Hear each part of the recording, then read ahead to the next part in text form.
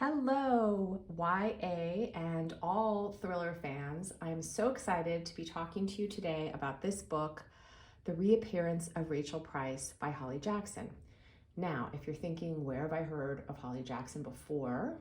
It was Good Girls Guide to Murder was her YA trilogy, extremely popular.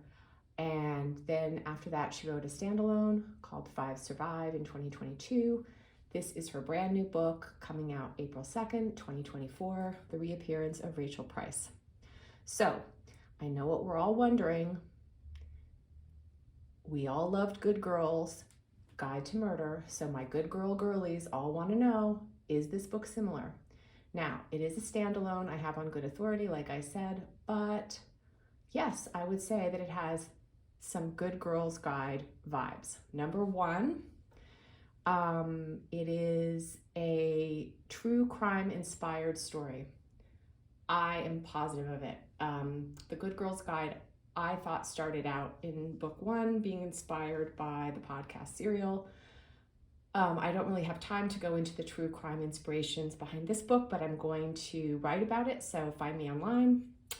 And number two, this book has the same small town sort of dark secrets and intrigue feel that Good Girls Guide to Murder had.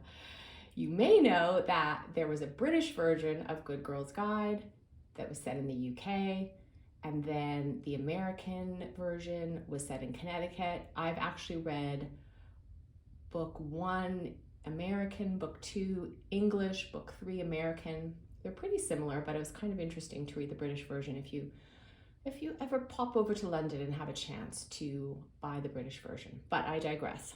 Okay, number one, true crime inspiration. Number two, small town intrigue.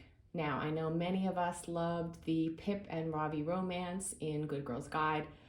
Does the Reappearance of Rachel Price have romance? Yes, we care about Rachel Price, but what about the romance? So what I would say is that the Good Girls Guide had 3 books to develop the relationship, and this book is, as I said, a standalone. There's a very cute flirtation. I wouldn't really call it a full-fledged romance, but I feel like it could develop into something if anyone wants to write some fanfic. But I found this book really fun to read. It was very suspenseful. I did think that there was a lot thrown at me at the end, but it all made sense. There were clues, which I totally missed. But I really recommend this for Holly Jackson fans. I will read everything she writes, but I think her Good Girls fans are really going to enjoy this one.